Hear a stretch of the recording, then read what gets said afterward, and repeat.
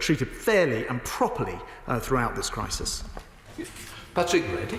Speaker, the constituents I met as part of the Time Is Now climate lobby on Tuesday want governments at all levels to move further and faster to tackle the climate emergency and build back better from the COVID pandemic. So, will you join me in welcoming the decision in Glasgow to make the bike hire, the next bikes, free for the coming months so that people can reduce emissions, keep fit and get about in a safe and socially distant manner and hopefully learn lessons across the United Kingdom for the future?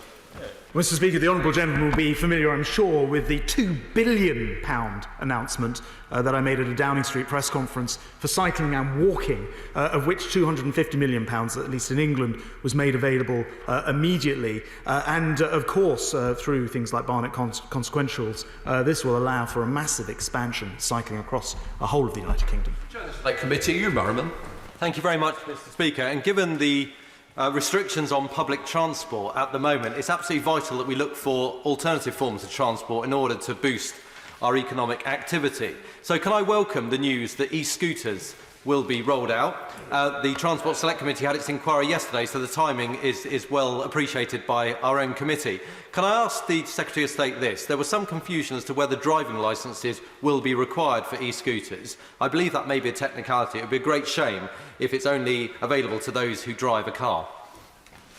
Well, Mr. Speaker, my honourable friend is absolutely right. I mean, the e-scooters brought forward by the pandemic will be an excellent and eco-friendly way of getting around. I can see many members across the House are looking forward to getting on their e-scooters, but it will, I'm afraid, be in the first place available to those with driving or provisional licences. That is actually not through desire, but because of a quirk in the law. I think we're tackling an 1880 law, which actually, with great foresight, banned e-scooters long before they were invented. This is one way to allow trials to go ahead right now.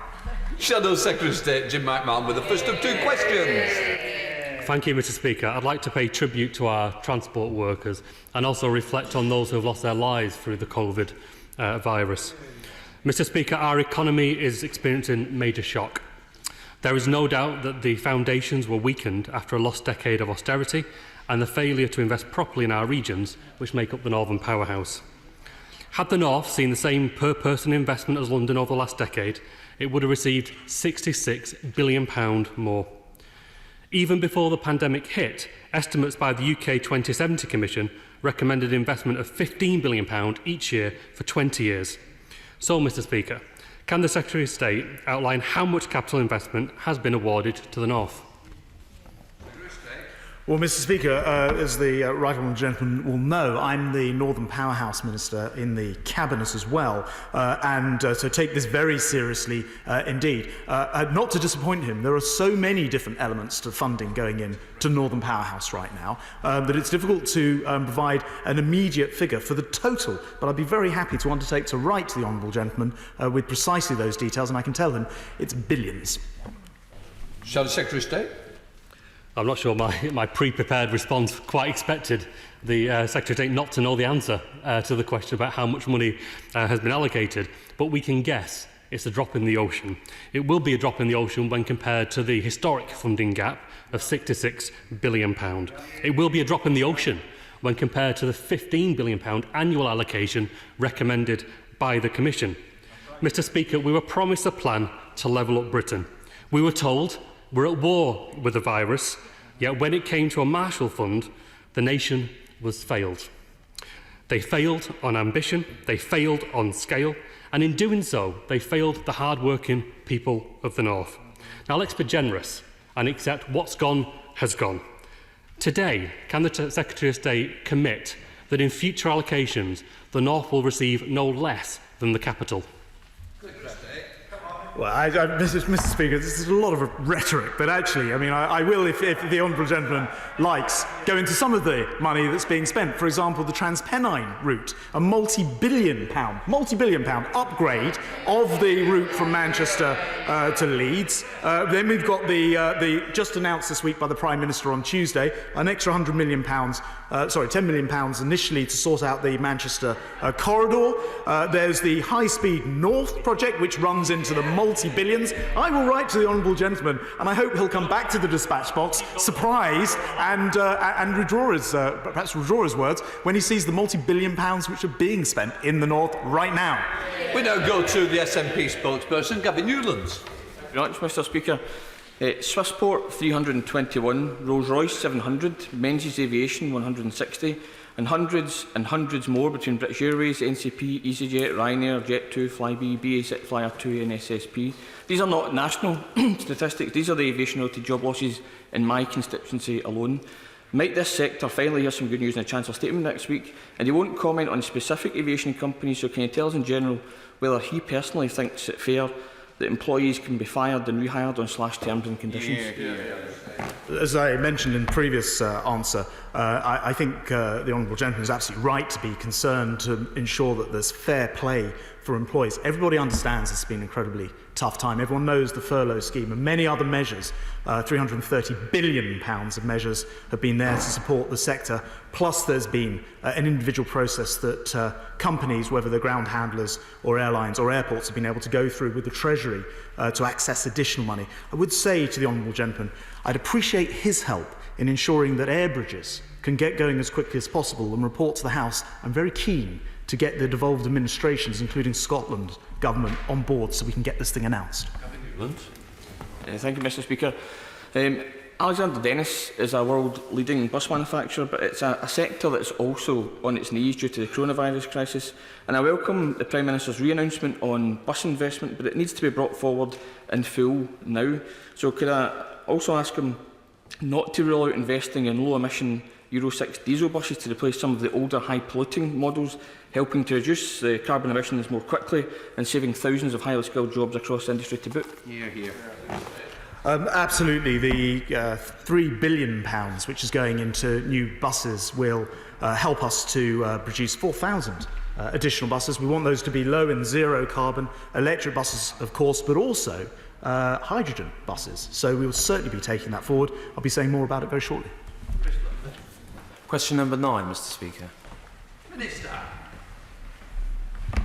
With your permission, Mr Speaker, I would like to answer this question along with question 10 and question 11.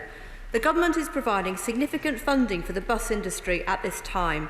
Our COVID-19 funding package for England's buses totals £651 million.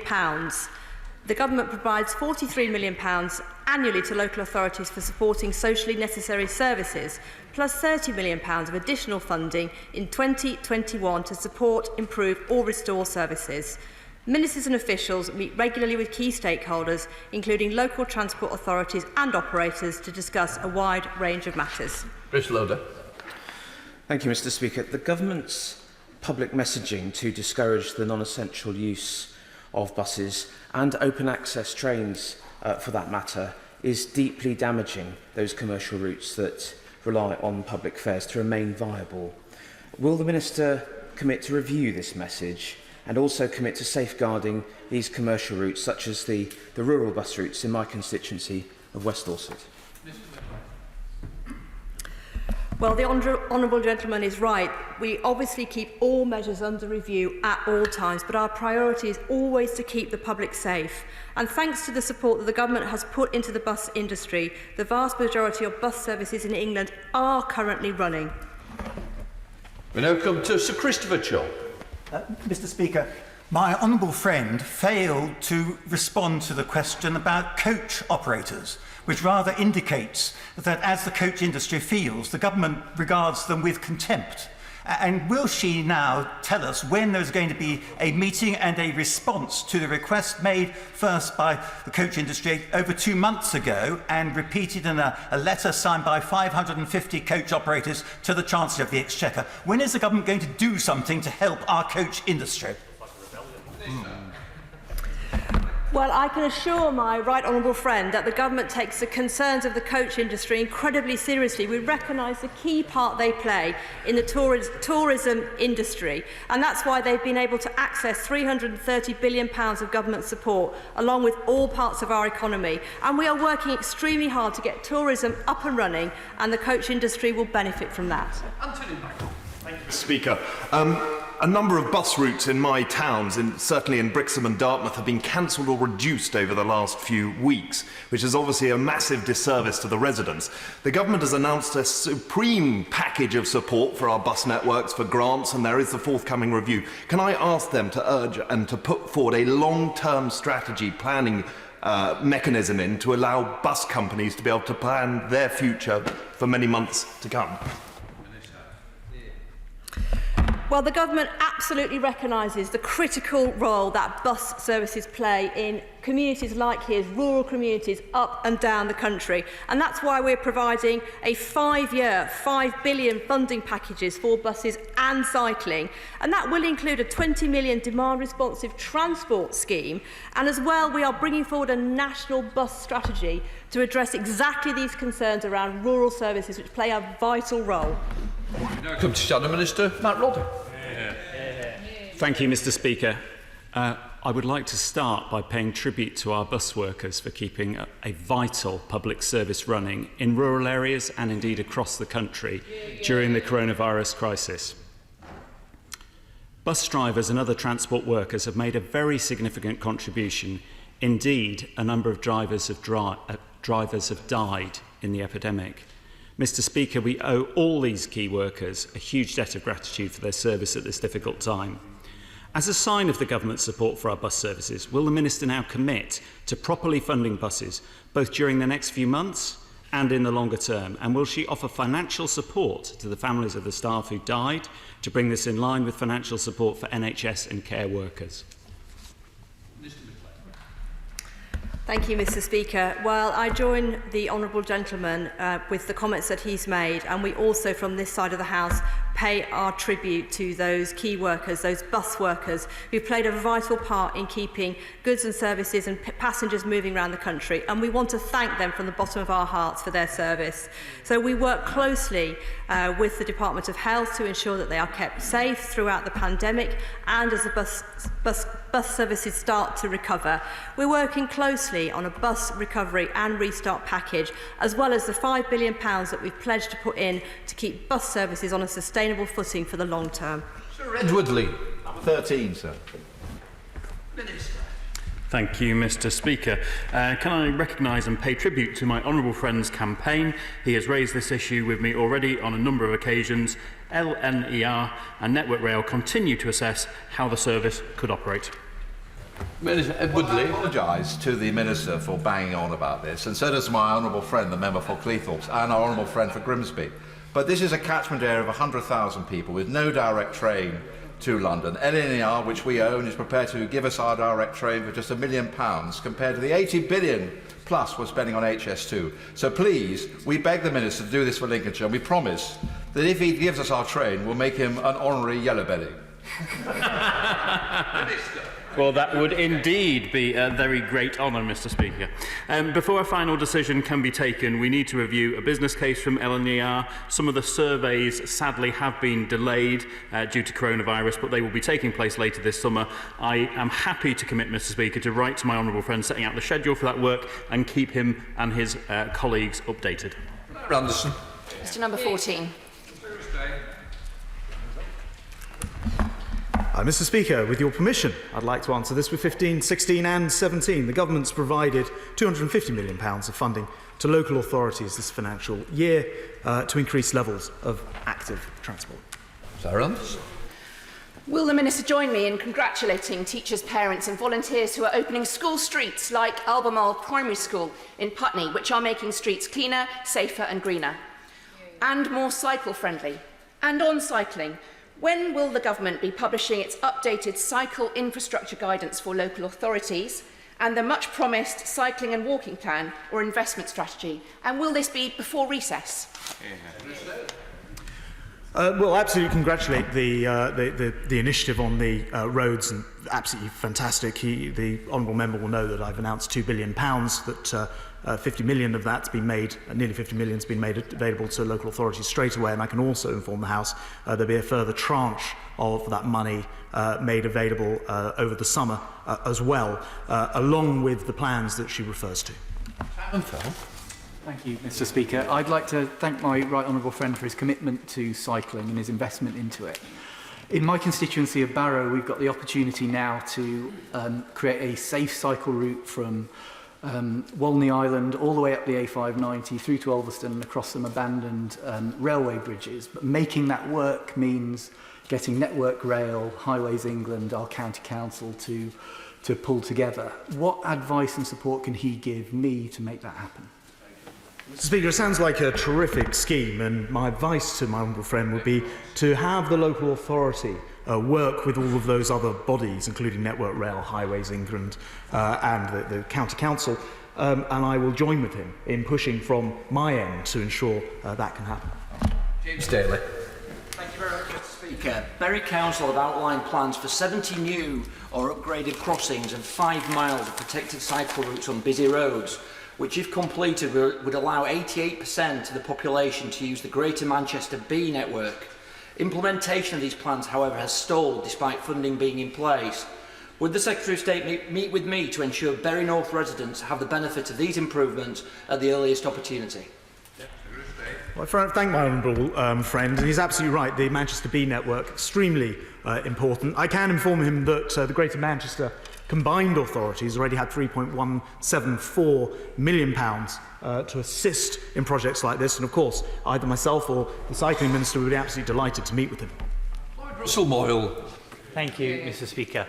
I want to thank the Department for the support that they've given Burton and Hove Council in being able to move forward on some of their street schemes. But the developing lungs of children are the most vulnerable, and particularly with air quality around schools and, of course, the fitness that we want to encourage for children.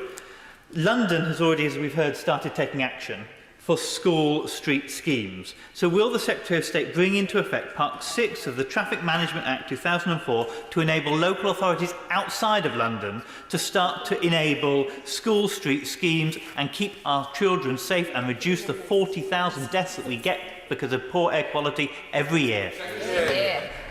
I will. We come to Shadow Minister Karen McCarthy. Well, I thank the Minister for that very direct answer. Around 40% of the lowest income households do not have access to a car, but we know from the government's own research that because they tend to live in more hazardous environments, so more traffic, more on-street parking, more pollution and little space for cycling and walking, they're deterred from active travel. So can we have a national strategy from the government, not just money being sent down to local councils, a national strategy on trying to increase cycling and walking in our more deprived communities? Well, as Honourable Lady will know, I mean, this government is very much in favour of people being able to take active transport. We're not against the car, and that's why we're investing £27 billion in roads. But I can tell her, and I'm sure she'll welcome this, that we think the priority for walking and cycling is absolutely essential. And I think she'll be very pleased with what we have to say in forthcoming guidance on the subject. We have a substantive question, Secretary of State, from Sir David Daffner.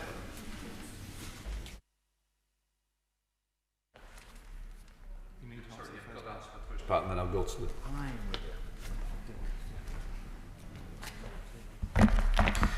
Sorry, Mr. Speaker, I was unfamiliar with the process. Thank you. We're working closely with transport operators and the police to monitor compliance. Initial reports from operators suggest very high compliance.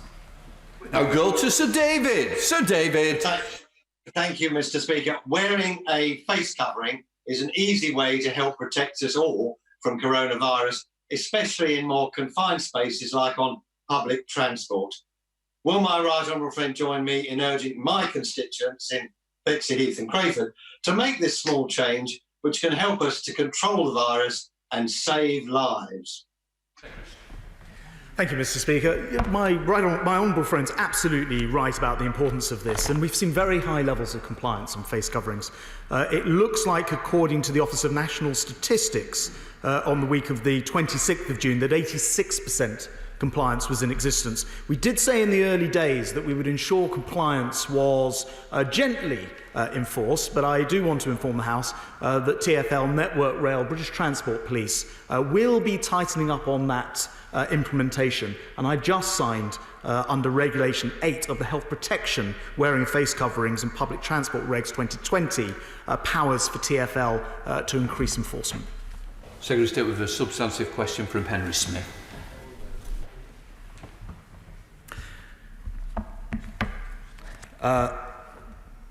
Grouped with 21? With your permission, Mr. Speaker, I recently announced the Jet Zero Council, which will provide UK leadership a strategic direction to cut emissions. I'm going to fly into Crawley with Henry Smith. Henry Smith. Thank you, Mr. Speaker. Britain has the potential to be world leading in sustainable aviation fuels. But to do that, we need to act fast, and therefore will the Secretary of State consider a request from the industry for £500 million of matched funding to achieve this? Mr. Speaker, my honourable friend will be interested to hear. He's absolutely right about a question that we've set up the Jet Zero Council specifically to take forward the objective of being the first country to develop a jet commercial airliner to fly at zero carbon across the Atlantic. That will involve not just investment in sustainable aviation fuels, of which money has already been invested, and I announced more at one of the press conferences, but also work on electric planes, hybrid planes and hydrogen planes as well. And you can expect to be hearing a lot more as we join with industry to help deliver on this ambition. Thank you, Mr. Speaker, and I thank the Secretary of State for that answer. My right honourable friend will be aware that Birmingham Airport is in my constituency of Meriden, and it's going to be key to the economic recovery of the region after the devastating impact of COVID-19.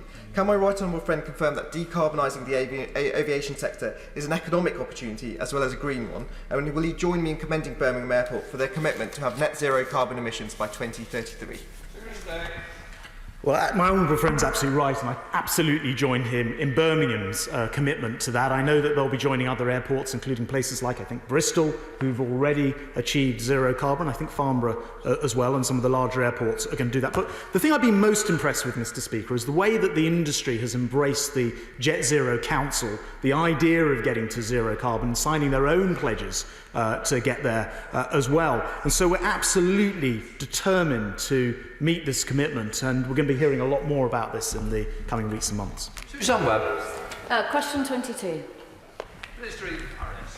I thank the Honourable Lady for a question. The rail industry will deliver an uplift in services on Monday the 6th of July, next Monday, to respond to any increase in post-4th of July demand, and service levels will be close to 85% of pre-COVID levels. Susan Webb. Thank you, Mr. Speaker.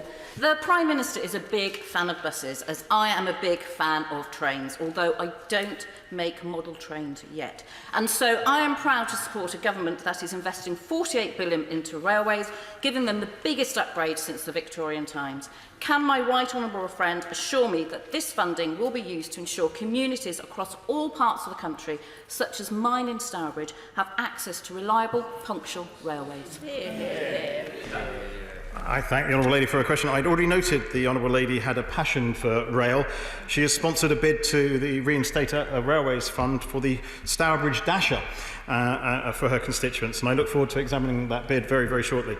And yes, this government is investing £48 billion in the period 2019 to 2024 in our railways, a figure that does not include HS2, and our intention is to use this money to deliver a reliable rail service that helps level up our country. We now come to Shadow Minister Tamsin Desset. Thank you very much. Mr. Speaker, I would like to pay tribute, first of all, to our wonderful rail workers who have played a vital role in keeping our nation moving in the midst of a pandemic. As we come out of lockdown, I welcome the government's plans to increase the frequency of rail services, just indeed as I welcomed wholeheartedly the government's plans and efforts to effectively nationalise our rail services at the start of lockdown. But it's very disappointing to note that other operators, such as Hull Trains, have been refused the exact same support from the government, thereby risking hundreds of jobs. Overall, Mr. Speaker, there's no point having lots of trains running if people aren't using those services because they fear it's not safe to do so. So I ask the Minister, given the government's mixed messaging, weakening social distancing requirements on the one hand, and patchy compliance with a new face covering law, how exactly is he proposing to protect passengers and rail workers while restoring public confidence in our network? I thank the honourable gentleman for his question, and actually I welcome him to the front bench. We've had a couple of conversations so far, and I look forward to working with him, because our railways are very, very important part of bringing our nation's economy back. It's actually quite straightforward. We are going to have a reliable train service, which is going to be one of the cleanest on the planet. We want to get customers back when they are able to travel, given the appropriate guidance. And actually, I think working together, we can do that. We have a substantive question, Minister, from Kate Osmore. Thank you, Mr. Speaker. I thank the honourable lady for her question. The government remains committed to delivering inclusive transport for all passengers. My officials and I meet regularly with transport providers and make clear that they must consider the needs of all passengers as transport restarts. And my most recent meeting involving a sight loss charity was last Friday. Let's drop into Edmonton with Kate Osmore. Kate. Thank you, Mr. Speaker, and I thank the Minister for his answer. And my constituent, Janice, who's blind, is anxious on how to keep safe and stay socially distant on public transport, and she's not alone. The RNIB Director of Services, David Clark, said, and I quote, "Social distancing is nearly impossible for blind and partially sighted people, which makes it really difficult to go and get food, exercise and attend medical appointments." So will the Minister take this opportunity to reassure RNIB and my constituent by acting early to ensure all transport providers in England have the funds available for new signage, accessible signage, so social pressures to keep to these rules do not unfairly impact on blind and partially sighted people's independence? Now, can I thank the honourable lady for her excellent question? She's absolutely right in everything she says, and I have been working with a whole range of accessibility groups and disability charities to try and make sure that we get our messaging right, because we do want to welcome everyone back to our rail system eventually.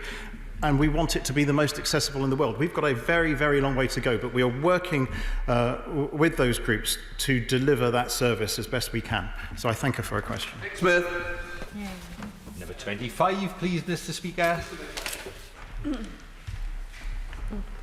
Thank you, Mr. Speaker. The UK continues to work constructively towards a trade agreement with the EU, and whatever our trading relationship with the EU after the 31st of December, the UK logistics and haulage sector will play an absolutely critical part. Smith. Thank you, Mr. Speaker. The Dover port is used by 10,000 trucks every day. If we end up with no deal, the slightest delay means that just-in-time systems fall apart. Now, the logistics sector say they need a credible plan to cover this high-risk situation. When will we see such a plan? Well, the honourable gentleman touches on an incredibly important point that I as a Minister and my department as a whole are focusing on. We are working through detailed plans to ensure that traffic is flowing smoothly through Kent so that goods and services can continue to flow to the EU and elsewhere as they do at the moment. We now come to Wrexham. Number 26, sir. With your permission, Mr. Speaker, I would like to answer this question along with question 27. We are accelerating the use of hydrogen vehicles through demonstration and R&D projects to fulfil our ambitions for greener transport and to level up the country. Decarbonising transport requires the sector and users to embrace new technology and innovation such as hydrogen like never before. Rexman. Thank you, Mr. Speaker, and I very much welcome my honourable friend's answer. Given that hydrogen technology presents such an enormous opportunity for clean UK-made transport of the future, will my honourable friend ensure that hydrogen gets an equal billing in that R&D and development going forward as we deliver this green revolution in transport?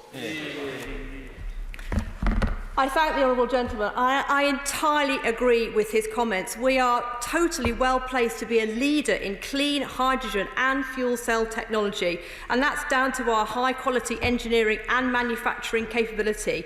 And this government and I as a minister and the whole department are working at pace to develop our green recovery plan, and hydrogen will be forming a key part of that. Let's call in on George Freeman in Mid-Norfolk. George Freeman. Thank you, Mr. Speaker. And can I thank the Minister and the Secretary of State for the work they're doing, in particular on the Transport Decarb Plan that he and I started together. would she agree with me that in order to make the post-COVID recovery a real catalyst for both levelling up and sustainable growth, an industrial strategy for hydrogen fuel with 4, 5, 6 green hydrogen transport hubs from Aberdeen, Teesside, Norfolk, Bristol, Northern Ireland, and a major procurement package for hydrogen buses would really help the UK take a lead, drive down the cost, and lead in the science and R&D of hydrogen fuel? I want to take this opportunity to thank the honourable gentleman for the valuable contribution that he made in driving this absolutely vital agenda forward. We are a world leader in technology innovation and R&D, and as he will know, we've invested £121 million in UK hydrogen technology to make sure it plays a key part in our green recovery and achieving net zero carbon emissions by 2050. But he's also right that this is a potential to drive a fantastic flourishing and see levelling up across our whole country, and we are working to include hydrogen and ensure it plays a key part in the green recovery and our levelling up ambitions. We have a substantive question from Barbara Keeling, Minister Tallest. Thank you, Mr. Speaker. And with your permission, I'd like to answer this question along with 29. Government remains committed to an open dialogue with the sector as we work towards our shared ambition of getting aviation up and running again. We will encourage industry and unions to engage constructively with each other. Let us head to Greater Manchester and let us visit Barbara Keeley. Barbara Keeley. Thank you, Mr. Speaker. British Airways is proposing to lay off 12,000 staff and is using this pandemic as cover to put their remaining 30,000 staff on inferior contracts. Now, using a global health crisis to force through such changes is a national disgrace. Yet, British Airways still enjoys preferential treatment as our flag carrier, with a dominant position on slots at Heathrow. If they fail to treat their staff properly, surely it is time to review whether they are fit to be our national carrier and also time to reallocate those slots. Thank you, Mr. Speaker. Obviously, all redundancies or any threat to jobs within this unprecedented pandemic is incredibly worrying for all workers, and my sympathies are with all of those affected at this time. I've spoken to Willie Walsh and encouraged BA and the unions to engage constructively with each other. Employees should be treated fairly and in the spirit of partnership. And we are working with the aviation sector on a restart and recovery plan, and of course we will be looking at all regulations at our disposal. Let us nip down to Ealing North. I'm visiting James Murray. James Murray. Mr. Speaker, a constituent of mine who started working for British Airways more than 20 years ago faces losing their job or being rehired on worse pay and terms than when they started work. BA need to halt their plans, and the government has still not brought forward an aviation sector deal as promised 3 months ago. Can the Minister therefore confirm when an aviation deal will finally be announced, and whether any deal will both extend the job retention scheme for aviation workers and include firm conditions to help protect jobs, terms and pay? Thank you, Mr. Speaker. The government, the Chancellor, announced an unprecedented package of measures to support businesses and particularly the aviation sector. And the Chancellor and my honourable friend, the Secretary of State, has been clear that we will speak and stand ready to talk and hear from those businesses who need further support. Of course, my absolute sympathies are with everybody that are affected with regards to redundancies or any kind of change within their terms and conditions. But it is absolutely right that those employees should be treated fairly, and I hope that the unions and BA continue to work together in order to come to a proper resolution. Bill Lowney. Number 30, Mr. Speaker. Mr. Speaker, we're creating a transport decarbonisation plan to be publication by the end of the year, setting out a bold and ambitious pathway for decarbonisation of transport. Thank you, Mr. Speaker. Could I ask the Secretary of State if he could do all he can, please, to bring forward the very light rail scheme in Dudley so that we may benefit not just by the environmental impact that this scheme will bring, but also by the economic benefits as we bounce back from COVID-19. Well, I'm aware of my honourable friend's enthusiasm and support for the very light rail Dudley scheme, and we're very keen to support it as well. I'd say to him, helpful if he can get, important to get Dudley Council working with the West Midlands Combined Authority and the Local Enterprise Partnership, and we'd very much look forward to receiving the detailed business case. We have Royston Smith with a substantive, Minister Healy Harris. Thank you, Mr. Speaker. Thank the honourable gentleman for his question. The government has simplified its Cycle to Work scheme guidance to help employees to access e-bikes at a discount. We're heading to Southampton to visit Royston Smith. Royston Smith. Thank you, Mr. Speaker. Southampton has received government funding for additional cycle lanes, many of which lie unused for most of the day. My constituency is surrounded by hills, which is quite a deterrent for people on cycles. E-bikes and e-scooters could make a significant difference. I welcome the news that e-scooters will become legal this weekend, but without relaxing the regulations for privately owned e-scooters, a city centre hire scheme will make little or no difference in Southampton. Will my honourable friend look again at privately owned e-scooters to encourage more of my constituents out of their cars?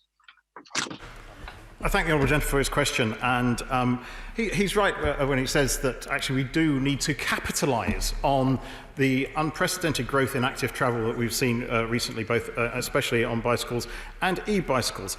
But he is completely correct on what he says about e-scooters, because these trials will only include rental scooters, and this allows trials to take place in a controlled manner whilst we assess the safety and other impacts.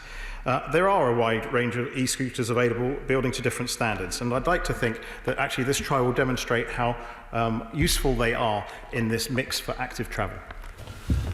We now have a substantive question from Barry Sherman to Minister McLean. Thank you, Mr. Speaker. And local areas have a key role to play in decarbonising transport and stimulating a green recovery. So we welcome plans from local authorities and have supported their shift to cycling and walking with a £250 million emergency active travel fund. We now head to the Member of Huddersfield with Barry Sherman. Barry Sherman. Thank you, Mr. Speaker. But can I ask the Minister to ratchet up the sense of urgency on this? We need sustainable towns right across this country, and sustainable transport is at the heart of this. We can already transform taxis into electric or hybrid. We can change our buses. We can do so much now. Will she put more pressure and more resources on local authorities to lead the way? And will she support our new Commission on road air quality?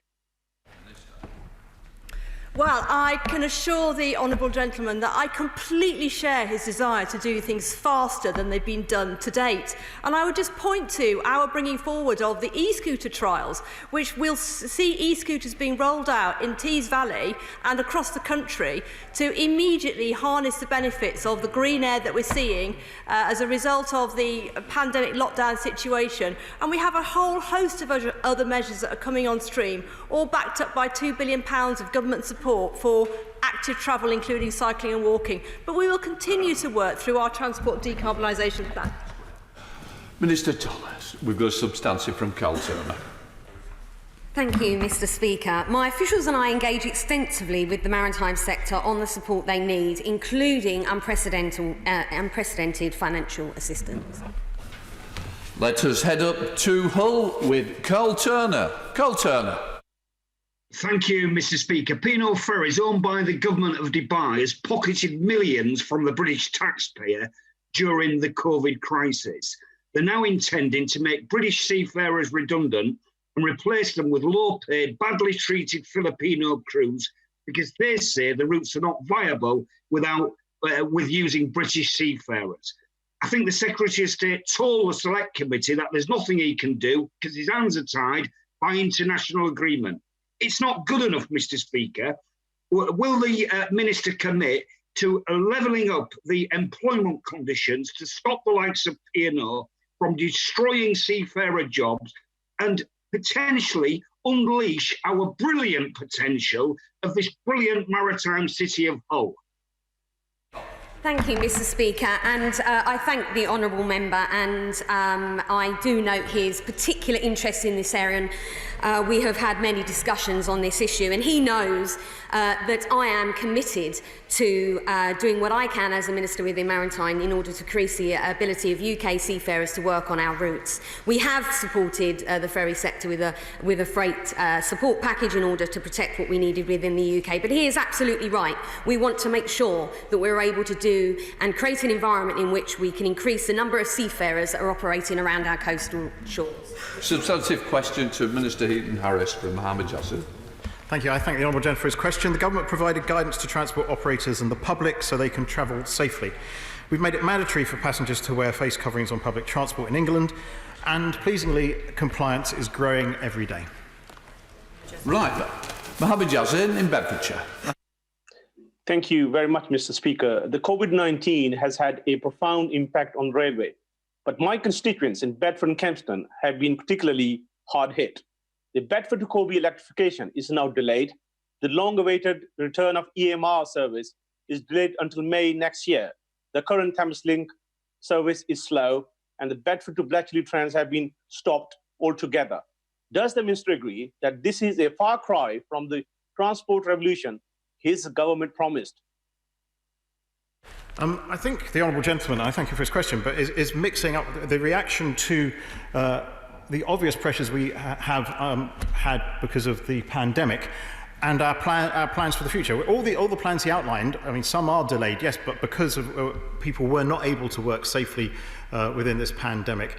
And actually, the train line you said that is no longer serving Bletchley is because nobody was using it. So, but these services will all return, and they'll be reliable, and they'll be cleaner than ever before. Andrew Jones. 5, Mr. Speaker. Thank you, Mr. Speaker. In May, we announced £190 million worth of investment in our road and rail networks to take advantage of lower demand. Andrew Jones. My honourable friend is aware of platform capacity issues at Leeds Station. Can he provide an update on the construction of Platform 0, which will service rail connections from Harrogate and Knaresborough? I thank my honourable friend for the question and pay tribute to the work he did when he was a Department for Transport Minister. Work is underway now on Platform 0 at Leeds and is expected to be completed by early next year. This will enable Northern to operate services more reliably. Harry Potter, doesn't it? Come on, Alice. Thank you, Mr. Speaker. We recognise our international obligations. Our borders remain open to seafarers, and we are forcing the rights under the Maritime Labour Convention. Let's go, Mike. 100,000 sailors across the world stranded as a result of COVID restrictions. This needs international action, and it needs our country to take a lead. Will the Minister do that? Well, I very much thank the Honourable Gentleman for his question. I happen to be able to inform the Honourable Gentleman that I will be holding an international summit next week, particularly on crew change and how we can do our best for seafarers internationally. It's Dr. Jacob Young.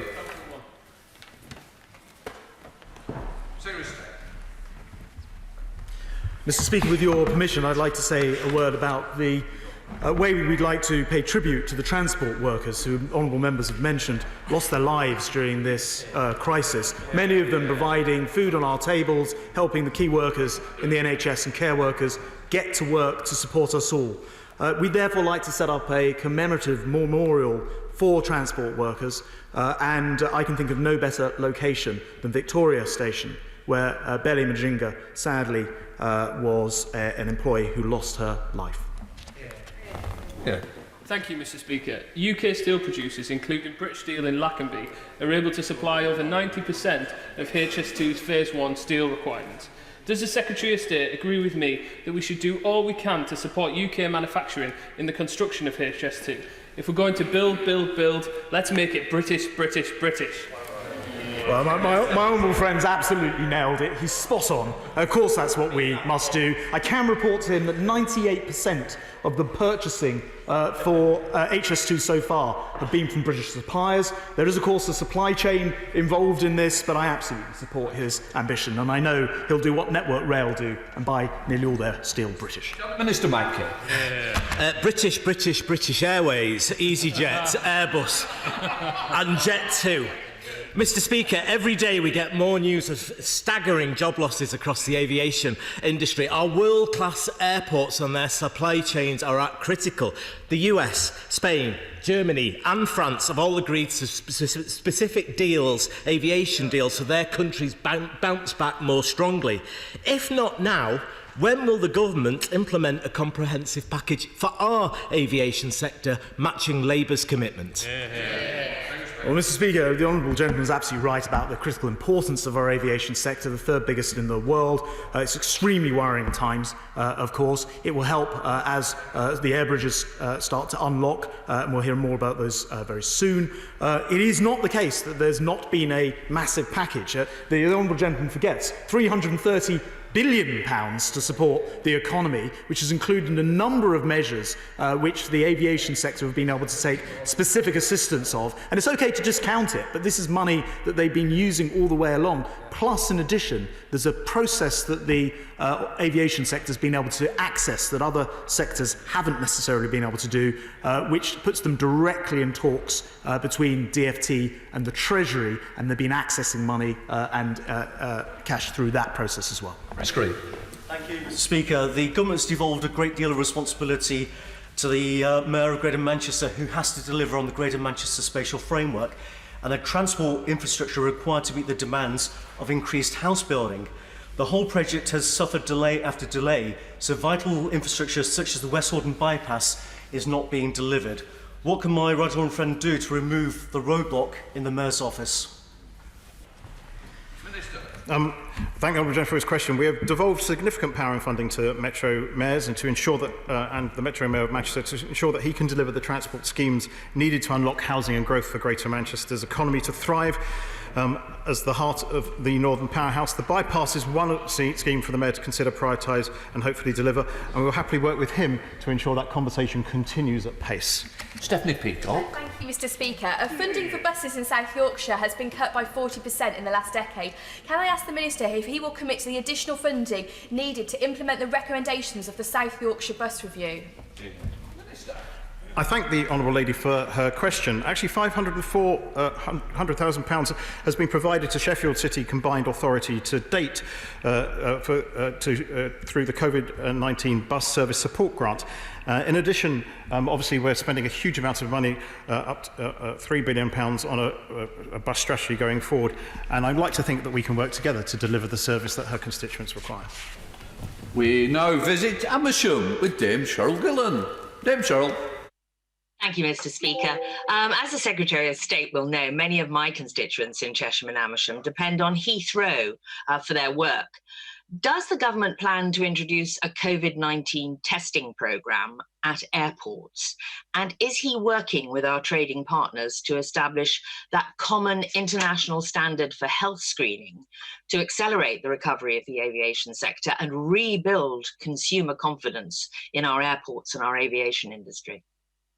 I thank my right honourable friend. She's absolutely right. It's very important to ensure that we can provide reassurance for passengers, but also do something useful with the screening beyond perhaps just what asking people to take a temperature check provides. And so we are actively working with Heathrow and other airports to put exactly those types of schemes in place, and I'll be saying more about those in time for the following review of air corridors. Let us head up to Saddleworth and drop in on Debbie Abrahams. Debbie Abrahams. Thank you, Mr. Speaker. Mr. Speaker, our transport sector has been devastated by the COVID pandemic. Out of this human tragedy, there is an opportunity not just to build, but to build back better, with health and well-being for all at the heart of this. Will the Transport Secretary commit to the Time Is Now pledge and ensure any government investment in the transport sector announced next week will be conditional on the early decarbonisation and increased accessibility of their fleets and infrastructure? Thank you, Mr. Speaker. The Honourable Member will be interested to hear about the Transport Decarbonisation Plan, which I think she'll find will go way beyond even the ambitions that she's set out. And she won't have to wait too much longer to see that in detail. But I've already mentioned, of course, the Net Zero Board, which is driving exactly the change she seeks.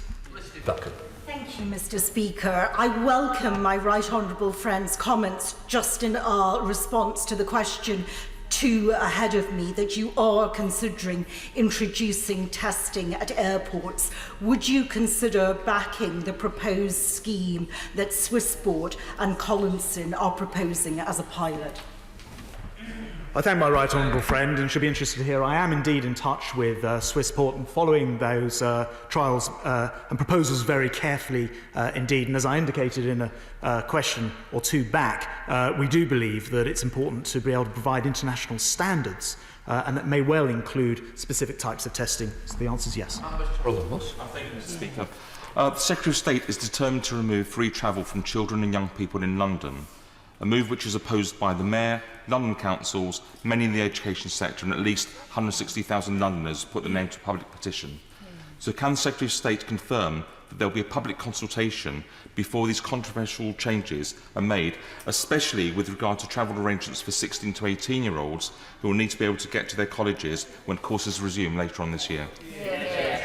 Well, Mr. Speaker, it is indeed very, very frustrating to be in a situation where so much revenue was failed to have been collected in the previous 4 years because there were no changes in prices to keep up with inflation, indeed no changes in the congestion charge either, that effectively £700 million of take was left on the table by the London Mayor, meaning that we're now in a situation where the government's had to come in and bail out TfL for £1.6 billion, a large chunk of that, therefore, through uncollected revenue, and then changes are having to be made on youngsters being able to travel. But it must be the case for members across the House that it's fair that people in other parts of the country are not unduly subsidising the Mayor who failed to collect the funds.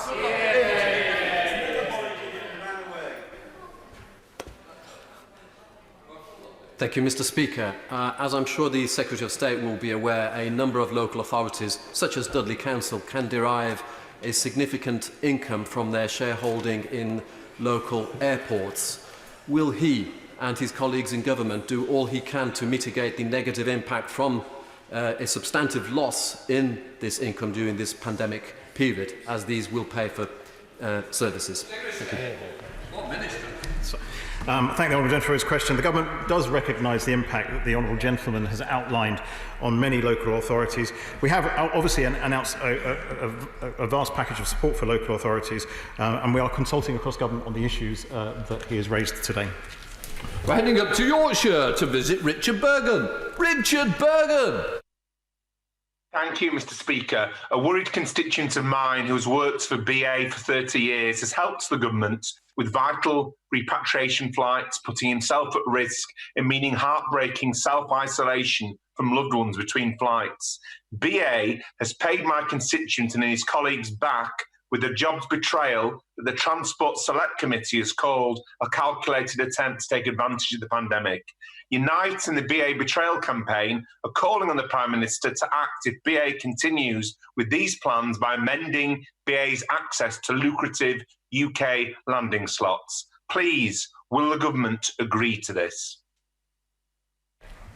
Well, the Honourable Gentleman reflects, I think, a concern that we've heard expressed across the House today and previously with the excellent work of the Transport Select Committee. And as a government, we are very concerned about this. We've put in a lot of money through the furlough scheme to support jobs. We now expect both British Airways and other companies, and indeed the unions, to actually sit down and sort this out properly.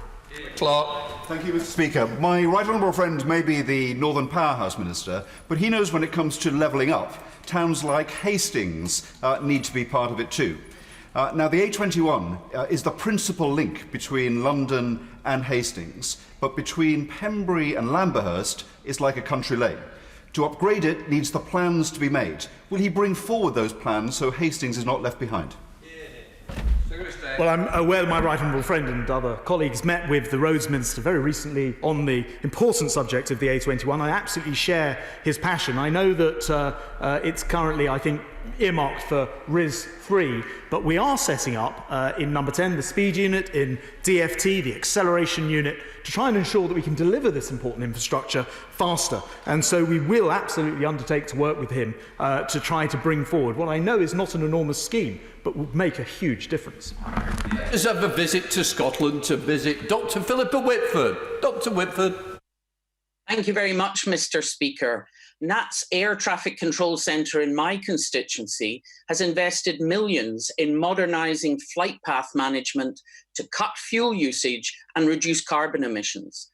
But without action, COVID threatens thousands of jobs in UK aviation and aerospace. So will the Secretary of State now commit to a sector-specific package to protect jobs and promote a green aviation recovery?